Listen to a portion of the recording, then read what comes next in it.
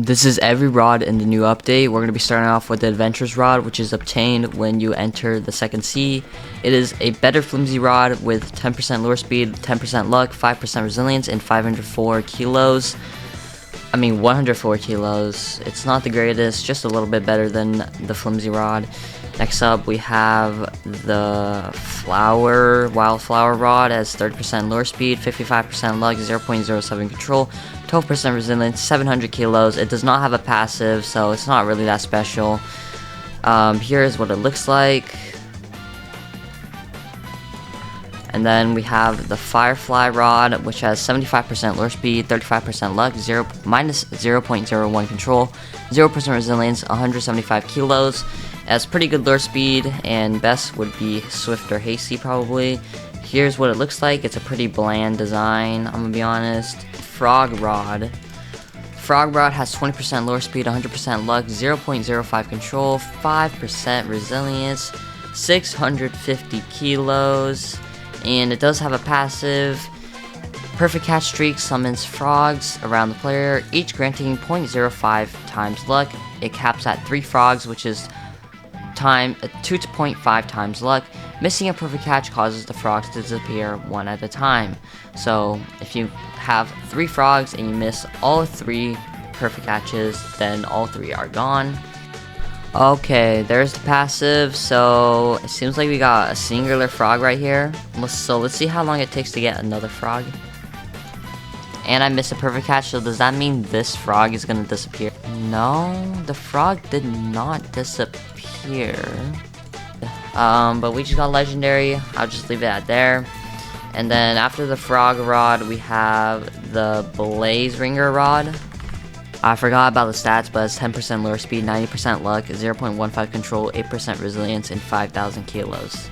Kind of trash rod, not gonna lie.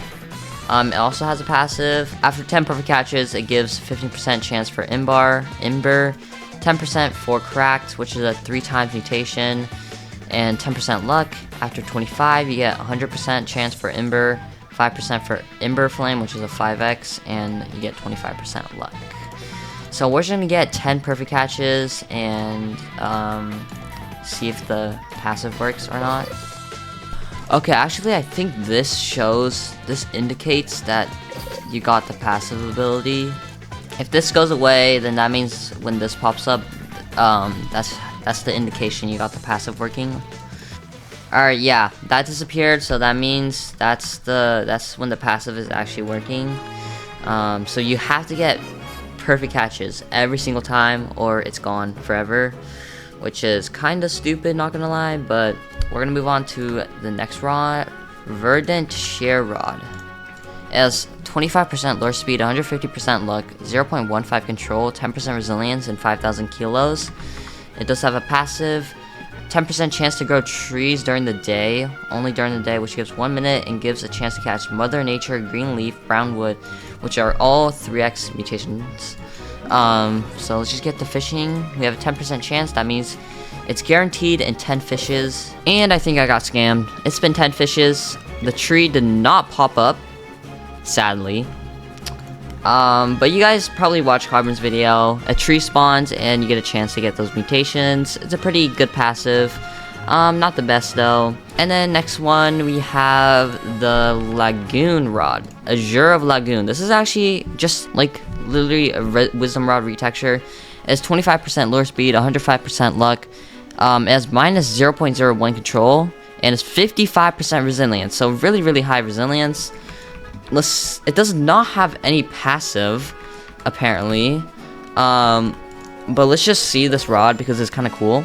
Okay, so far, nothing cool. Okay, there's slashes. Okay, it has slashes. That's the passive ability then.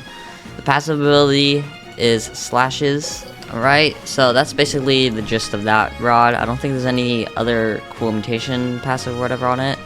We have the free spirit rod next. You need 70% of the best streak complete. Although it says you have 100% all, that's just a bug. You need to get 70% in total from all of these bestiaries. It has 25% lure speed, 150% luck, really high luck, 0.15 control, 10% resilience, 5,000 max kilos, not bad at all. let's just see how good the passive is. The passive is, there's a 20% chance you get a mutation that is 5x, and there we go, we just got it. You can see gems fall, which is pretty cool, and we should get the bloom mutation, bloom, surge, spike, and then finally we have the most expensive one, which is going to be the Great Dreamer Rod, right here. It has 65% lure speed, 80% luck, 0.12 control, 12% resilience, 8,000 max kilos. It does have a passive, of course. There's a 1% chance for Cthulhu to spawn, swooping down and catching a fish, giving Cursed Touch a 5x. 1% chance is really stupid, really dumb.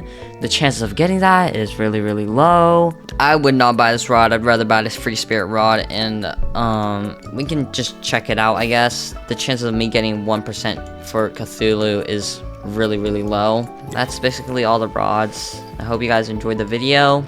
If you haven't already, subscribe, because I'm close to 34,000.